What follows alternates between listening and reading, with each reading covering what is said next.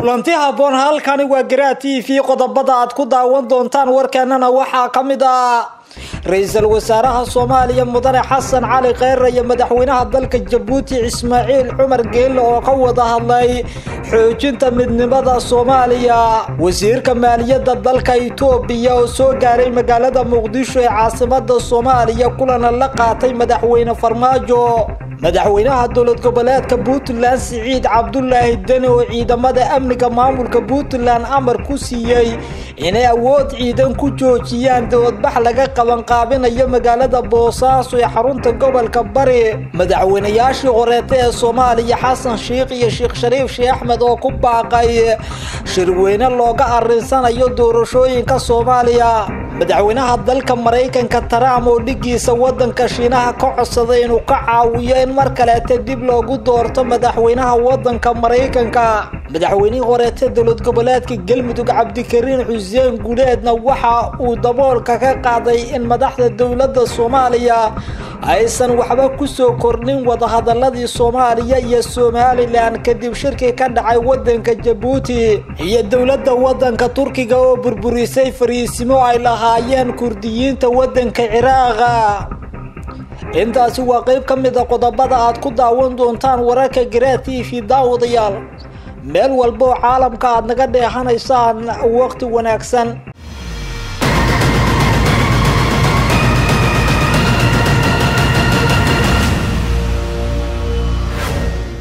haddii aad u baahan tahay inaad dhinto miisaankaaga ama aad u baahan tahay inaad kordhiso ama aad doonayso inaad samaysato murqo ama jir qurux badan la xiriir macallin Xuseen oo ah macallin Soomaaliya aaladaha bulshada sida WhatsApp-ka iyo Instagram-ka kala xiriir lambarada shaashada kaaga muuqda kulanti wacan oo wanaagsan daawadayaal halkani waa Garaa TV fadlan daawada hadaad joogto xilligii salaada soo tuka waajibka ala dibna u bilow inaad daawatid muuqaalkan kadib markaa soo gudatid waajibka ku saaran aynu ka horeynay ra'iisul wasaaraha Soomaaliya Mudane Xasan Cali Khayre iyo madaxweynaha wadanka Djibouti Ismaaciil Cumar Geelle ayaa ka kulmay sidii loo xoojin lahaa midnimada Soomaaliya ra'iisul wasaaraha Soomaaliya Mudane Xasan Cali Khayre ayaa kulan la qaatay madaxweynaha wadanka Djibouti waxaana kula kulmay magaalada Djibouti ee caasimadda wadankaas iyagoo ka wada hadlay sidii loo xoojin lahaa xiriirka ka dhaxeeya Soomaaliya iyo Djibouti iyo sidii midnimada Soomaaliya loo xoojin lahaa ra'iisul wasaaraha ummadda Soomaaliyeed Mudane Xasan Cali Khayre ayaa madaxweynaha wadanka Djibouti uga mahad celiyay gogasho uu fidiyay wada hadalada Soomaaliya iyo Somaliland iyo dadaalada dheeraadka ee uu ku baxshay wada hadalada guulaha ku soo dhamaaday ee ka dhacay wadanka Djibouti ra'iisul wasaaraha Soomaaliya iyo madaxweynaha wadanka Djibouti sidoo kale waxay ka wada hadleen xoojinta xiriirka iskaashi ee dhinaca amniga dhaqaalaha iyo istiraatiijiyadda labada dal ee walaalaha ra'iisul wasaaraha Soomaaliya Mudane Xasan Cali Khayre iyo madaxweynaha wadanka Djibouti ayaa isla qaada dhigay sidii looga wada shaqeyn lahaa midnimada Soomaaliya isla markaasna dib u heshiisiinta sare loogu qaadi lahaa iyadoo la iska kaashanayo sidii ummadda Soomaaliyeed qulubtooda la iskugu soo jiidi lahaa madaxweynaha wadanka Djibouti Ismaaciil Cumar Geelle ayaa ballan qaaday inuu sii xoojinayo dadaalada ku aadan dib u dhiska Soomaaliya iyo inuu ka taageero nabdoonta iyo sidii dadka Soomaaliyeed ay geed hoostiisa ugu dhamaysan lahaayeen arrimaha u dhaxeeya waxaana madaxweynaha wadanka Djibouti uu sheegay in Djibouti ay garab taagnaa doonto Soomaaliya isla markaasna ay daneynayso Soomaaliya oo cageeda isku taagtay ra'iisul wasaaraha Soomaaliya Xasan Cali Khayre ayaa sheegay in kulanka uu la qaatay madaxweynaha wadanka Djibouti sidoo kale looga wada hadlay isbedelada ka jira guud ahaanba geeska Afrika iyo sidii ay ula jaan qaadi lahaayeen Djibouti iyo Soomaaliya oo ah laba dal oo walaalaha isla markaasna saaxiibo dhow ah dowladda federaalka Soomaaliya iyo dalka Djibouti ayaa xiriir wanaagsan ka dhaxeeya Djibouti waxay ka mid tahay dowladaha dhifya naadirka ee Soomaaliya waqtiga badan ku bixiyay sidii dowladnimadeeda ay dib ugu soo cesho lahayd shirkii ugu horeeyay ee lagu aasaasay dowladnimada Soomaaliya kadib burburkii ayaa lagu qabtay wadanka Djibouti madaxweyne Ismaaciil Cumar Geelle ayaana dhaxda u xirtay inay Soomaaliya gaarto guulo wax ku ool ah iyo in hay'adaheeda dawliga ay dib u soo noqdaan ra'iisul wasaaraha Soomaaliya Xasan Cali Khayre waxa uu ballan qaaday inay sii xoojin doonaan wada shaqeynta iyo iskaalmaysiga labada wadan ee walaalaha ee Djibouti iyo Soomaaliya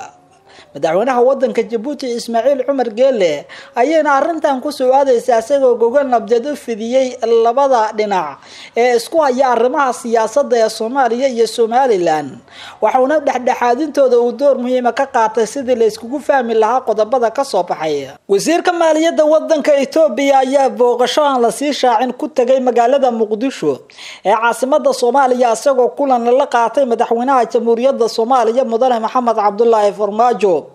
wasiirka maaliyadda dalka Itoobiya Axmed Shide ayaa booqasho aan la sii shaacin ku yimid magaalada Muqdisho waxaana sidaasi ku warantay dawladda waddanka Itoobiya. qoraal ka soo baxay safaaradda Itoobiya ee Muqdisho ayaa lagu sheegay in wasiirku uu sida deeqda waa oo dawladda Itoobiya ay ugu tala gashay in looga hortago cudurka coronavirus. Axmed Shide sidoo kale waxa uu joogay magaalada Muqdisho asagoo la kulmay madaxweynaha Jamhuuriyadda Soomaaliya Mudane Maxamed Cabdullaahi Farmaajo oo ku qaabilay madaxtooyada waxaana la sheegay in dhinacyadu ay ka wada hadleen xoojinta xiriirka istiraatiijiyadeed ee u dhaxeeya dalalka Itoobiya iyo Soomaaliya iyo hindisada isdhexgalka Geeska Afrika iyo sidii la iskaga taageeri lahaa kaabayaasha dhaqaalaha heshiiska wadajirka ee iskaashiga dhinaca amniga ee labada dal ee Soomaaliya iyo Itoobiya. madaxtooyada Soomaaliya ayaa dooratay in aysan shaacin booqashadan mana cadda sababta sidaasi ay u dhacdo iyadoo warbaahinta Soomaaliduna ay ka warashay markii ay baahisay safaaradda Itoobiya ee Soomaaliya gaar ahaan safiirkeeda Jamaaludiin Mustafa. safaaraddu waxay sheegtay in booqashada wasiirku ay muhiim u ahayd xiriirka u dhaxeeyay Soomaaliya iyo Itoobiya oo sanadihii ugu dambeeyay soo wanaagsanaanayay. safiirka safaaradda Itoobiya ay ku leedahay Soomaaliya ayaana sheegay in wasiirku deeqda uu sidaayay mid shacabka Soomaaliyeed lagu caawinayay. xiriirka u dhaxeeya Itoobiya iyo Soomaaliya ayaa sanadihii ugu dambeeyay sii xoogaysanayay tan iyo doorashadii madaxweyne Farmaajo. ra'iisul wasaaraha waddanka Itoobiya Abiy Ahmed iyo madaxweyne Farmaajo ayaana dhowr jeer ka shiray arrimaha xoojinta xiriirka u dhaxeeya labada dhinac. arrimaha labada wadan ee Soomaaliya iyo Itoobiya ay ku heshiiyeen isla markaasna ay ka wada shaqeynayaan waxaa ka mid ah isdhexgalka Geeska Afrika iyo ammaanka iyo sidii labada wadan ay iskaga kaashan lahaayeen dhanka dhaqaalaha. madaxweynaha Jamhuuriyadda Soomaaliya Mudane Maxamed Cabdullaahi Farmaajo iyo wasiirka maaliyadda dawladda Itoobiya ayaa isla qaada dhigay waxyaabihii ka hirgalay heshiisyo hore ay u galeen Soomaaliya iyo Itoobiya isla markaasna labada dhinac uu soo bandhigeen qorshayaashooda ku aadan hirgelinta qodobadii horeeta iyo sidii looga miro dhali lahaa. Itoobiya ayaa iminka hormood ka ah dhaqdhaqaaqyada ka soconaya Geeska Afrika. madaxweynaha Jamhuuriyadda Soomaaliya ra'iisul wasaaraha waddanka Itoobiya iyo madaxweynaha Eritrea ayaana ahaa saddexdii nin ee ugu horeysay ee aasay barnaamijka isdhexgalka Geeska Afrika oo markii hore tan fakarkiisa u lahaa ra'iisul wasaare Abiy Ahmed.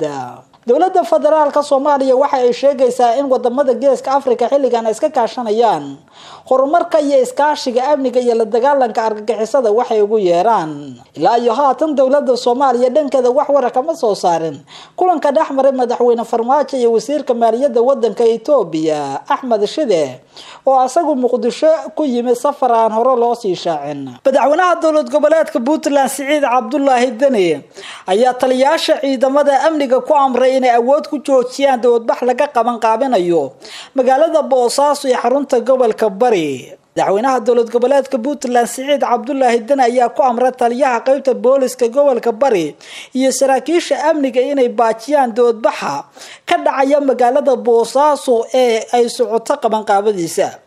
dowladbaxa ayaa la qorsheynayaa inuu ka dhaco magaalada Boosaaso xilli Puntland ay ciidamo fara badan dhigtay goobaha muhiimka ah ee magaaladaasi. madaxweynaha ayaana ku eedeeyay dadka arintaasi wada inay doonayaan inay Puntland qalalaase ka sameeyaan waxayna sheegeen in loo baahan yahay in la qaado tilaabo sharciga waafaqsan oo laabaha amnigu ay ku joojinayaan dowladbaxaas ay gacan bir ku qabanayaan dadka soo abaabulay. dowladbaxa ka dhacaya magaalada Boosaaso ee qabanqaabadiisu ay socoto ayaa waxaa looga soo horjeedaa dadaalo ay wado xukuumadda Puntland oo ay ku doonayso in ilaa iyo 4 qaybood ay u kala qaybiso magaalada Boosaaso ee xarunta gobolka Bari. arrintaas oo qaar ka mid ah shacabka ku nool Boosaaso ay u arkeen mid cadaalad darro ah. madaxweynaha Puntland Siciid Cabdullaahi Dani oo la hadlay saraakiisha ciidamada ku sugan magaalada Boosaaso ayaa sheegay in xilligan la aqbali karin dowladbax ka dhaca deegaanada Puntland kaasoo looga soo horjeedo maamulkiisa.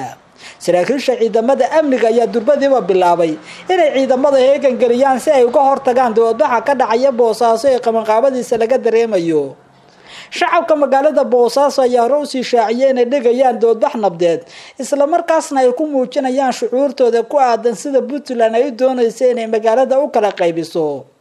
kala qaybinta Puntland ay kala qaybinayso magaalada Boosaaso waxay ku sababaysaa dhowr arrimood waxayna sheegtay in ammaanku uu ka yahay sidoo kale tan ay qayb ka tahay arrimaha doorashooyinka golaha deegaanka magaaladaasi madaxweynaha Puntland Siciid Cabdullaahi Dani ayaa tan iyo markii la doortay wuxuu la kulmayay mucaarado kaga imaanaya qaar ka mid ah shacabka deegaanada Puntland magaalada Boosaaso ayaana ahayd magaalo dhowr jeer laga mucaaraday maamulkiisa asagoo lagu eedeeyay inuusan wax qabad ka geysan gudaha magaalada Boosaaso isla markaasna dhaqaalaha magaaladaasi ka soo baxa lagu maalgeliyo magaalooyin kale ayagoo shacabka ku dhaqan Boosaasana maamulka Puntland ka tirsanaya eedo kala duwan lama oga sida laamaha amnigu ay la tacaali doonaan doodbaxa halkaas laga qorsheynayo inkastoo madaxda Puntland ugu horeeyay Dani ay amreen in doodbaxaasi awood military lagu joojiyo madaxweynayaashii hore ee Soomaaliya Xasan Sheikh iyo Sheekh Shariif Sheekh Ahmed ayaa ku baaqay shirweyne looga hadlayo arrimaha doorashooyinka qaar ka mid ah hoggaanka xisbiyada madasha qaran ayaa waxa ay 3 cisho la soo dhaafay waxay ku lahaayeen kulan magaalada Muqdisho gaar ahaan Dicaale Hotel ee magaaladaasi kaas oo lagu gorfeeyay siyaasadda Soomaaliya iyo marxaladda kala guurka ee dalku u galay kulanka waxa hogaaminaya madaxweynaha horeeta ee Soomaaliya ahna gudoomiyaha madasha xisbiyada qaran mudane Sheekh Shariif Sheekh Ahmed waxaana qayb ka ah madaxweynaha horeeta ee Soomaaliya ahna gudoomiyaha xisbiga Midowga Nabadda iyo Horumarka ee loo yaqaan UPD mudane Xasan Sheekh Maxamuud iyo sidoo kale mas'uuliyiin kale oo ayaguna arintaasi qayb ka ahaa kulanka waxa lagu lafaguray xaaladda wadanka iminka uu maraya iyo sida madasha xisbiyada qaran ay u arkaan madasha oo gorfayn badan sameeyay waxay soo jeediyeen in la yeesho wada tashiyo ballaaran oo ku aadan arrimaha doorashooyinka iyo sidii loogu heshiin lahaa kulanka muddadii uu socdo madasha xisbiyada qaran madaxdeedu waxay ka doodeen caqabadaha hortaagan doorashooyinka soo aadan maamul goboleedyada iyo dawladda dhexe xiriirka ka dhaxeeya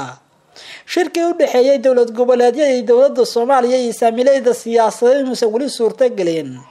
iyo sida suurtagal ku tahay in doorashooyinka waqtigooda ay ku qabsoomaan gabagabada kulanka 3 cisho socday waxay hoggaanka sare ee madasha xisbiyada qaran lagu shaaciyay inay laga maarmaan tahay in doorashada ay waqtigeeda ku qabsoonto isla markaasna la helo shirweyne looga arinsanayo arrimaha doorashooyinka iyo sidii ummadda Soomaaliyeed isku meel uga soo wada jeesan lahayd doorasho nabdoon oo Soomaaliya ka dhacda madasha xisbiyada qaran ayaa ka mid ah xisbiyada mucaaradka ee walwalka weyn ka qaba arrimaha doorashooyinka waxaana dawladda federaalka Soomaaliya dhowr jeer ku eedeeyeen inaysan doorashada u wadin sidii loogu talagalay ee ay ku qabsoomi lahayd Xasan Sheikh iyo Sheekh Shariif oo labadaba madaxweynayaal dalka ka soo noqdeen ayaa sheegay in madaxda dawladda Soomaaliya ay ku fashilmeen inay doorasho qof iyo cod wadanka gaarsiiyaan balse ay doonayaan muddo kororsi sidoo kale xisbiga wadajir oo hogaamiye Cabdiraxmaan Cabdishakuur Warsan ayaa war soo saaray ku sheegay in arrimaha ka socda Soomaaliya ee doorashooyinka iminka ay u muuqdaan kuwa madaleysa aanan wax soo kordhinayn xisbiga wadajir waxa uu si weyn u dhaleelay sharciyada doorashooyinka ee ay soo diyaariyeen guddi isku dhafa oo baarlamaanka Soomaaliya uu diray inay soo diyaariyaan sharciga doorashooyinka kaas oo soo saaray kuraasta iyo meelaha lagu soo dooranayo iyo sida ay doorashadu noqonayso waxayna sheegeen xisbiga wadajir madaxdiisu in arrintaasi ay tahay caqabad weyn oo ummadda Soomaaliyeed ku soo korortay aan waxba ku soo kordhinayn gayiga Soomaaliya inay dib u dhac u keento maahane dawladda federaalka Soomaaliya iyo mucaaradka ayaa dhowr jeer horeete kulamo ka yeeshay arrimaha doorashooyinka balse ilaa iyo haatan ma aysan miro dhalin dawladda Soomaaliya ayaa dhawaan martiqaad u fidisay maamul goboleedyada maamulka gobolka Banaadir si looga hadlo arrimaha amniga doorashooyinka iyo xilliga kala guurka iyo sida ay xaaladdu noqon doonto iyo in miiska wada hadalka la iskugu yimaado si loo xalliyo caqabadaha taagan xilligani madaxweynaha Mareykanka ayaa dhigiisa wadanka Shiinaha ka codsaday inuu ka caawiyo inuu mar kale madaxweyne ka noqdo Mareykanka madaxweyne Trump ayaa ka codsaday dhigiisa wadanka Shiinaha Xi Jinping inuu ka caawiyo in dib doorashadiisa loo sameeyo isla markaasna uu ku guuleysto sida ku xusan buug uu qoray la taliyihiisii horeetay dhinaca ammaanka qaranka John Bolton faahfaahin dheer iyo kama bixin buugga lagu wado in dhawaan uu soo baxo waxaana la sheegay in madaxweyne Trump uu doonayo inuu Shiinuhu uu kala shaqeeyo sidii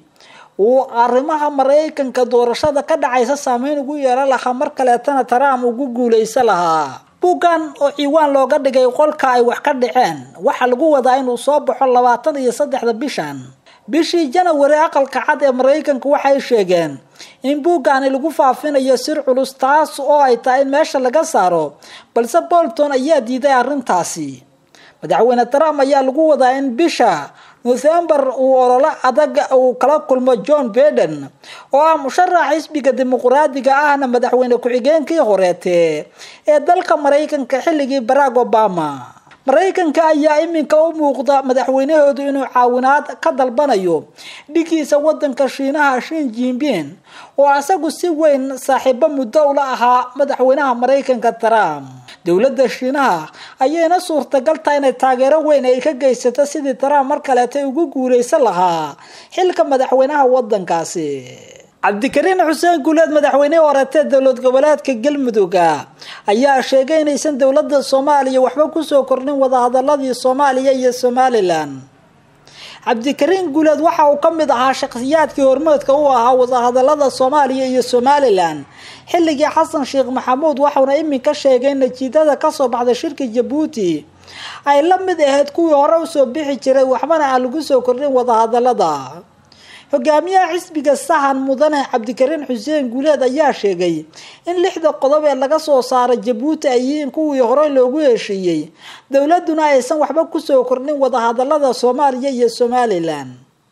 waxa uu sheegay inuu san qabin in wadahadalku uu bilowday balse uu yahay wadahadal la isla afkartay in wixii hore la fuliyo aysan jirin wax soo kordhay oo ummadda Soomaaliyeed lala wadaago marka uu ka reebo in kulankaasi uu ahaa mid qaatay maalmo isla markaasna labada dhinac ay soo fariistaan. haddana waxa uu sheegay in natiijada ka soo baxday ay ahayd mid aysan shacabka Soomaaliyeed aysan markii hore filayn ayna dadku qabeen in kulankaasi uu ka soo bixi doono waxyaabo ka weyn waxa iminka ka soo baxay.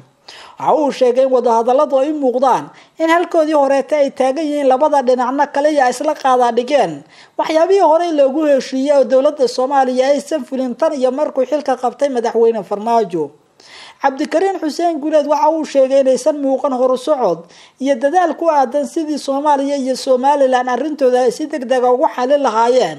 balse waxa uu sheegay in arrintu u muuqato in ay wali meesheedii joogto labada dhinacna ay ku korkortamayaan oo kaliya qodobadii hore loogu heshiiyay ee ku aadanaa arrimaha saami qaybsiga dhaqaale ee deeqaha beesha caalamka iyo sidoo kale arrimaha duulimaadyada oo dhinacyada kala duwan ay ka wada hadleen ayagoo gudiyana u saaray sidii iskugu soo laaban lahaayeen oo loo hirgelin lahaa qodobada iminka sida hore dhaca loogu heshiiyay. madaxda dowladda Soomaaliya ayaa sheegtay in guul weyn laga soo gaaray shirki ka dhacay dalka Djibouti oo ay shirkadoominaysay dowladda wadanka Djibouti oo hogaaminaya madaxweyne Geele. wasiirka arrimaha dibadda wadanka Djibouti ayaa sheegay in shirka uu dib u furmi doono dhawaan isla markaasna ay kulmi doonaan gudiyo kala duwan oo ka kala socda Soomaaliya iyo Somaliland si ay u sii ambaqaadaan wadahadalada. siyaasiyiinta wax taxliiliya waxay sheegayaan in dhinacyada wadahadaladooda ay u muuqdaan kuwa aan mira soo kordhin balse ay yihiin oo kaliya wadahadal u muuqda inuu ku bilowday in wixii hore lagu heshiiyay in la dardargeliyo sidii loo fuli lahaa kadibna la isku yimaado wadahadalo cusub oo labada dhinac ay miiska soo wada saaraan. ugu dambeyntiina Turkiga ayaa burburiyay fariisimo ay lahaayeen Kurdiyiinta wadanka Ciraaq. Turkiga ayaa duqeeyay in ka badan 500 oo bartilmaameed oo ku yaala waqooyiga wadanka Ciraaq. arrintaasi waxay qayb ka ahayd howlgalo ka dhana dhaqdhaqaaqyada Kurdiyiinta ee loo yaqaan PKK. sidaasi waxa ku warantay wasaaradda difaaca wadanka Turkiga. bayaan ka soo baxay wasaaradda difaaca wadanka Turkiga ayaa lagu sheegay in dayuuradaha nuucoodu uu yahay F-16 ay weeraro ku burburiyeen in ka badan 500 oo bartilmaameed oo ay lahaayeen PKK muddo 36 saacadood gudahooda. diyaaradaha dagaalka wadanka Turkiga waxa ay garaaceen bartilmaameedyo ay lahaayeen PKK oo meelo kala duwan oo ku yaala waqooyiga wadanka Ciraaq saldhigyadoodu ay ahaayeen waxayna weeraradaasi la sheegay inay dhaceen talaadadii iyo axadii isla markaasna ay dayuuraduhu si qumaati ay u burburiyeen xarumaha ay lahaayeen kurdiyiintu. Ankara ayaa talaadadii ka furatay saldhigga waqooyiga gobolka Haftaan ee wadankaasi Ciraaq. taliska howlgalka wadajirka ee Ciraaq ayaana dhaleeceeyay tilaabada xuduudka ay ahayd ee ficilka inta ay ku dhaqaaqday dawladda wadanka Turkiga. Turkigu waxa ay sheegtay inay qaadayso tilaabooyin adag oo ay uga hortagayso kurdiyiinta oo Turkigu u arkay inuu yahay cadawgiisa. Dawladda Turkiga waxay doonaysaa inay si laba jibaarto howlgalkeeda ku aadan ka hortagga kurdiyiinta. Horay Suuriya ayay dagaal ula gashay kooxda Kurdida ee ku sugan, waxaana ciidamada Turkigu ay ka keeneen guulo wax ku ool ah. diyaaradaha militariga wadanka Turkiga ayaa qaadaya tilaabooyin marba marka ka dambaysa lagu casriyeynayo, waxayna ka hortagayaan dadka doonaya inay gudaha wadanka Turkiga ay saameyn ku yeeshaan oo ay ka mid yihiin PKK oo ah urur ay Turkigu u aqoonsatay inuu yahay argagixiso. waxaad naga daawanaysaan Garaa TV daawadayaal meel walba aad joogtaan. waqti wanaagsan idilkiinba amaana Allah isma dhaafno.